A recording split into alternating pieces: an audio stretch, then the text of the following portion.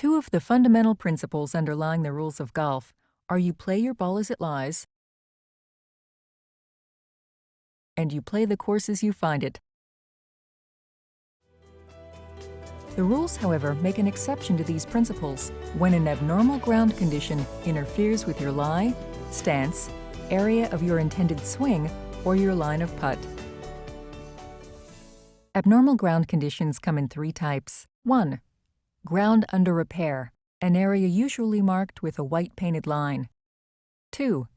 Casual water, a visible but temporary accumulation of water anywhere on the course, except in a water hazard. And 3. Reptile, bird, and burrowing animal holes, and the casts of dirt and runways associated with them.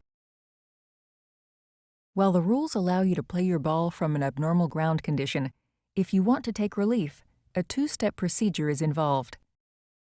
The first step is to determine the spot the rules call the nearest point of relief. The second step is to determine the area within one club length of the nearest point of relief, not nearer the hole, then lift and drop your ball within that area. Marking the location of the nearest point of relief and measuring the one club length dropping area are good practices to follow, but are not required by the rules. The one place where the two-step procedure changes slightly is when a ball is on the putting green. This recently sodded area has been declared to be ground under repair and interferes with this player's line of putt. Step 1. The player determines the nearest point of relief where the sodded area no longer interferes with his play. And Step 2. The player places his ball at the nearest point of relief. The rules include some exceptions to the treatment of abnormal ground conditions as just reviewed. If one applies, you cannot take free relief.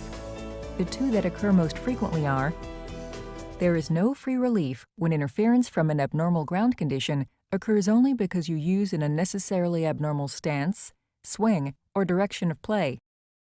And when your ball is in a water hazard, you are not entitled to free relief, regardless of where the abnormal ground condition is.